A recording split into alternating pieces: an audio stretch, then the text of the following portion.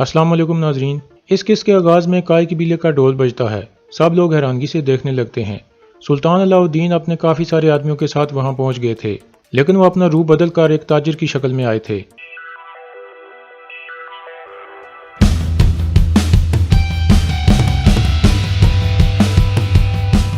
अंदर पहुंचकर वो सब अपने घोड़ों से उतर आते हैं। धुंधार उन्हें खुश आमदीद कहता है। सुल्तान कहते हैं, हमने अपने दोस्तों से अर्तुल साहब के बारे में बहुत सुना है। हम यहाँ तिजारत करने आए हैं। हलब में मुझे अबू मंसूर मोहम्मद के नाम से पुकारते हैं। धुंधार कहता है, आपको बहुत खुश आमदीद है। मैं अर्तुल साहब का भाई धुंधार हूँ। आप अपने आदमियों के साथ हमारे मेहमान बने। आप लंबा सफ़र तय करके आए हैं, कुछ आराम कर लें। सुल्तान कहते हैं, शुक्रिया। फिर वो एक तरफ कुछ रूमियों को देख कर कहते हैं, मैंने सुना है कि आपकी रियासत कारा जैसर के साथ हालत जंग में है, फिर भी आप इन रूमियों के साथ तिजारत कर रहे हैं। धुंधार कहता है, यह तिजारत नहीं है, बल्कि अर्तुल साहब ने इन लोगों की मदद करने का हुक्म दिया था क्योंकि ये मुश्किल में हैं। सुल्तान कहते हैं, मैंने अपनी ज़िंदगी में बहुत सी रियासतें देखी हैं, लेकिन आप पहली रियासत हैं जो अपने दुश्मन के लोगों की भी मदद करते हैं। आयमा खातून कहती हैं, अर्तुल साहब हमेशा गरीब लोगों की मदद करते हैं।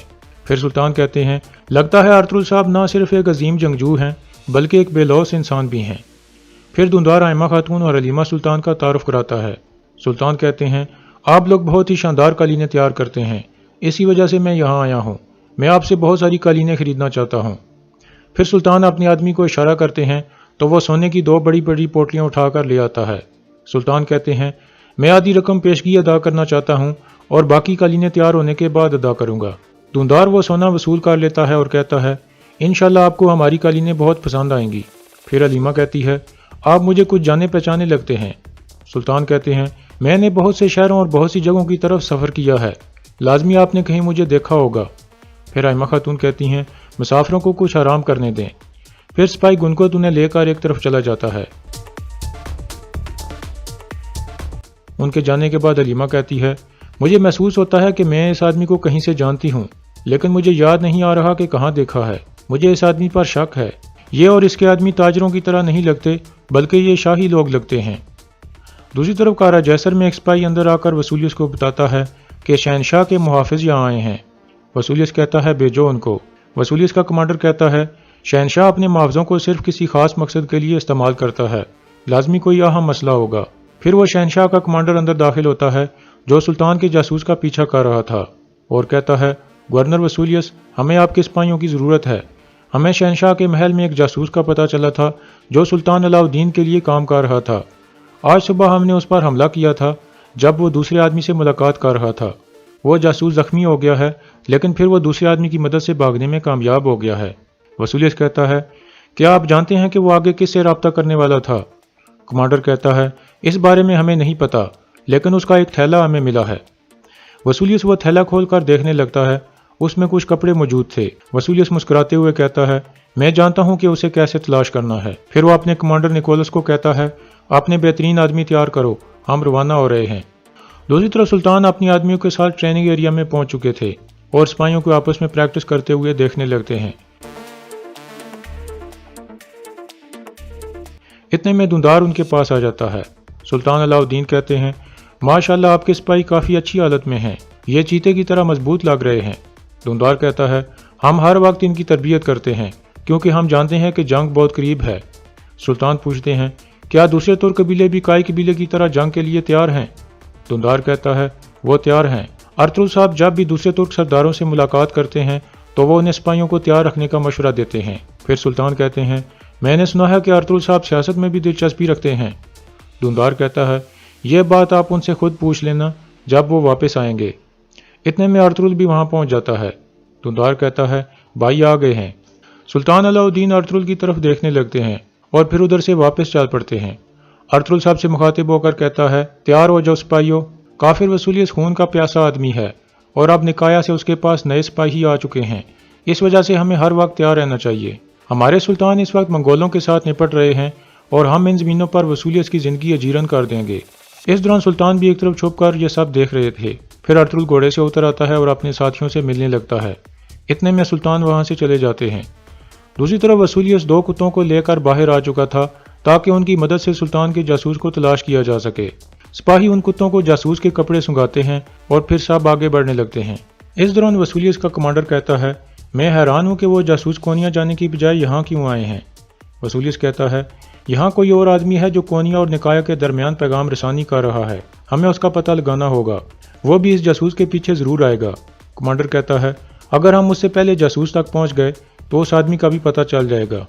دوسری طرف ٹریننگ ایریا میں ارطغرل دھندار کو کہتا ہے تم کافی محنت کر رہے ہو، اس سے میں کافی متاثر ہوا ہوں، اب تم جرگے کا آدمی اور ایک سپاہی ہونے کے پورے اقدار ہو۔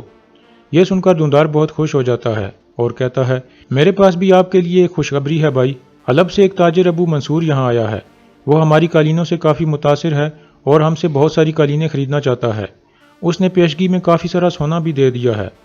ارطغرل کہتا ہے یہ تو خوشی کی بات ہے، کہاں ہے وہ؟ دھندار کہتا ہے ابھی تو وہ یہیں تھا، پتہ نہیں کہاں غائب ہو گیا ہے۔ جاویدار قبیلے میں آلیار اسلان کو کہتا ہے جب سے آپ امیر سعد الدین کی طرف سے ہو کر آئی ہیں آپ نے ایک لفظ بھی نہیں کہا، آپ گھڑ سواری اور شکار کی شوقین ہیں لیکن ابھی آپ اپنے خیمے میں بند ہو کر رہ گئی ہو۔ اسلان کہتی ہے میں ایک آزاد پرندے کی طرح اڑنا چاہتی تھی لیکن قسمت نے مجھے قید کر دیا ہے۔ آلیار کہتا ہے کوئی بھی آپ کو اس شادی پر مجبور نہیں کر سکتا باجی، اگر آپ ایسا نہیں کرنا چاہتی تو میں آپ کا پورا ساتھ دوں گا۔ اسلان کہتی ہے اب تیر کمان سے نکل چکا ہے بھائی، میں ریاست اور ہمارے قبیلے کے درمیان دشمنی نہیں پیدا کرنا چاہتی، آپ کو کیا لگتا ہے کہ آپ سعد الدین ہار مان جائے گا؟ آلیار کہتا ہے آپ مجھ پر یقین رکھیں باجی، جب تک میں زندہ ہوں آپ کو یہ شادی کرنے پر کوئی مجبور نہیں کر سکتا۔ اسلان مسکراتے ہوئے کہتی ہے اللہ کا شکر ہے کہ مجھے آپ جیسا بھائی ملا ہے۔ آلیار کہتا ہے شکریہ باجی، آج شام ہم ارطغرل صاحب کی طرف جائیں گے، آپ تیار ہو جائیں۔ دوسری طرف وسولیس کے کتے ایک جگہ پہنچ کر رک جاتے ہیں۔ ایک سپاہی کہتا ہے جناب وہ اس غار میں چھپے ہیں۔ یہ سن کر وسولیس اس غار کی طرف بڑھنے لگتا ہے اور اندر داخل ہو جاتا ہے۔ دوسری طرف سلطان علاء الدین حلنی بازار کے سرائے محل میں پہنچ چکے تھے، وہاں بازار کے بہت سارے تاجر بھی موجود تھے جنہیں سلطان نے دعوت دے کر بلایا تھا۔ وہ سب تاجر ارطغرل کی بہت تعریفیں کرتے ہیں اور کہتے ہیں ارطغرل صاحب نے ہمیشہ ہماری مدد کی ہے اور ہمارے سارے ٹیکس بھی معاف کر دیے ہیں۔ پھر سلطان علاء الدین آلیکو کو کہتے ہیں میرے مہمانوں کے لیے گوشت اور شربت لاؤ اور مجھے مایوس مت کرنا۔ پھر آلیکو اپنے آدمی کو اچھا کھانا تیار کرنے کا حکم دیتا ہے۔ پھر وہ دمرل کو کہتا ہے اس آدمی نے میز پر سیاست شروع کر دی ہے، مجھے یہ آدمی اچھا نہیں لگا، اس نے پورا سرائے محل بک کر لیا ہے، میں خوفزدہ ہوں کہ اس کے پیچھے وسولیس نہ ہو۔ دمرل کہتا ہے تم پریشان نہ ہو آلیکو، ہمارے آدمی ساری رات جا کر ان کی نگرانی کریں گے، میں بھی قبیلے جا کر ارطغرل صاحب کو اس بارے میں خبر دیتا ہوں۔ دوسری طرف وسولیس غار میں پہنچ جاتا ہے جہاں سلطان کا جاسوس سو رہا تھا۔ وسولیس اس کی ٹانگ میں تلوار رکھ کر اسے جگا دیتا ہے اور کہتا ہے ہم نے آپ کی نیند میں خلل تو نہیں ڈالا؟ وہ جاسوس اپنا خنجر اٹھانے کی کوشش کرتا ہے لیکن وسولیس اسے ناکام بنا دیتا ہے اور کہتا ہے بتاؤ مجھے سلطان علاء الدین کی زمینوں پر تمہارا جاسوس کون ہے؟ یہاں تم کس کا انتظار کر رہے ہو؟ جاسوس کہتا ہے میں شہادت کا انتظار کر رہا ہوں کمینے۔ وسولیس اسے مکہ مار کر بیہوش کر دیتا ہے۔ اتنے میں شہنشاہ کا خاص کمانڈر اندر داخل ہوتا ہے اور کہتا ہے کمانڈر وسولیس وہ دو آدمی تھے، ایک آدمی غائب ہے۔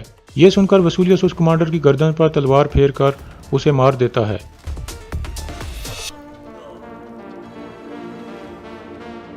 اور پھر کہتا ہے جیسے میرا اندازہ تھا وہ غائب جاسوس ہمیں سلطان کا آدمی دے گا، اپنے سپاہیوں کو تیار کرو نکولس، ہم ان کے لیے ایک جال بچھائیں گے جب وہ یہاں آئیں گے۔ دوسری طرف آلیار اور اسلحان کائی قبیلے پہنچ چکے تھے اور سب کھانا کھانے لگتے ہیں۔ اس دوران حلیمہ ان کو بتاتی ہے کہ آج ایک تاجر یہاں آیا ہے جس نے ہماری قالینوں کی شہرت کے بارے میں سنا تھا، اب ہم دونوں قبیلے مل کر مزید قالینیں تیار کریں گے۔ آلیار کہتا ہے یہ تو بہت اچھی بات ہے، ہماری قالینیں کافی مشہور ہو گئی ہیں ارطغرل صاحب، لیکن میں حیران ہوں کہ وہ آدمی کون ہے اور کہاں سے آیا ہے۔ ارطغرل کہتا ہے اس کا نام ابو منصور ہے اور وہ حلب سے آیا ہے، ایسا اس نے دھندار کو بتایا ہے۔ حائمہ خاتون کہتی ہیں مجھے امید ہے کہ اس کی نیت اچھی ہوگی۔ اتنے میں دمرل اندر داخل ہوتا ہے اور کہتا ہے سردار میں حلنی بازار سے آ رہا ہوں، ایک تاجر ابو منصور وہاں پہنچا ہے، وہ تاجروں سے بات چیت کر رہا تھا اور ان سے تجارت اور سیاست کے بارے میں سوالات کر رہا تھا، وہ سنہری زبان کا آدمی ہے سردار، لوگ اس کی بات بہت دھیان سے سن رہے تھے۔ ارطغرل کہتا ہے شکریہ دمرل، تم اس پر نظر رکھو۔ پھر دمرل وہاں سے چلا جاتا ہے۔ اس کے جانے کے بعد آلیار کہتا ہے وہ ایک تاجر ہے، پھر وہ اس طرح کے سوالات کیوں کر رہا ہے؟ ارطغرل کہتا ہے ہم اس کا پتہ لگائیں گے آلیار صاحب۔ پھر سب کھانا کھانے لگتے ہیں۔ اس دوران حائمہ خاتون دیکھتی ہیں کہ اسلحان بہت پریشان بیٹھی تھی اور اس سے پوچھتی ہیں کیا بات ہے بیٹی، تم اتنی پریشان کیوں ہو؟ اسلحان کہتی ہے میں ٹھیک ہوں حائمہ والدہ، میں قالینوں اور اپنی شادی کے بارے میں سوچ رہی تھی۔ حائمہ خاتون پوچھتی ہیں تو تمہاری شادی کا کوئی دن مقرر ہو گیا ہے؟ اسلحان کہتی ہے ہمارے سلطان اچانک کہیں چلے گئے تھے، اس لیے ہمیں شادی ملتوی کرنی پڑی۔ اب امیر سعد الدین یہاں آئیں گے اور پھر ہماری شادی یہاں ہوگی۔ الیار کہتا ہے یہ بہتر ہوا کہ شادی ملتوی ہو گئی ہے۔ یہ سن کر اسلان حیرانگی سے الیار کی طرف دیکھنے لگتی ہے۔ الیار کہتا ہے یہ سب ہمارے خاندان کی طرح ہے باجی، ہم ان سے کچھ بھی نہیں چھپائیں گے۔ ارطغرل پوچھتا ہے خیر ہے الیار صاحب، مسئلہ کیا ہے؟ الیار کچھ بتانے لگا تھا کہ اچانک حلیمہ کے پیٹ میں درد ہو جاتا ہے۔ سب لوگوں کا دھیان اس طرف ہو جاتا ہے۔ حلیمہ کہتی ہے میرا بچہ آنے والا ہے، پھر وہ درد سے چیخنے لگتی ہے۔ ائمہ خاتون اسلان کو کہتی ہیں آپ جا کر فوراً ارطغرل صاحب کو بلا لاؤ۔ یہ سن کر اسلان فوراً باہر چلی جاتی ہے۔ کچھ دیر بعد حکیم ارطغرل آ جاتا ہے اور حلیمہ کا معائنہ کرنے لگتا ہے اور پھر کہتا ہے صورتحال ٹھیک نہیں ہے سردار، بچے کی پیدائش شروع ہو چکی ہے لیکن کچھ ٹھیک نہیں ہے۔ آپ فوراً دائیوں کو بلا لیں اور افسہ خاتون آپ کچھ پانی گرم کر لیں، دائیوں کو اس کی ضرورت پڑے گی۔ یہ سن کر ارطغرل اٹھ کر باہر مرکزی خیمے میں آ جاتا ہے اور کچھ پریشان ہو جاتا ہے، اور یہاں اس قسط کا اختتام ہو جاتا ہے۔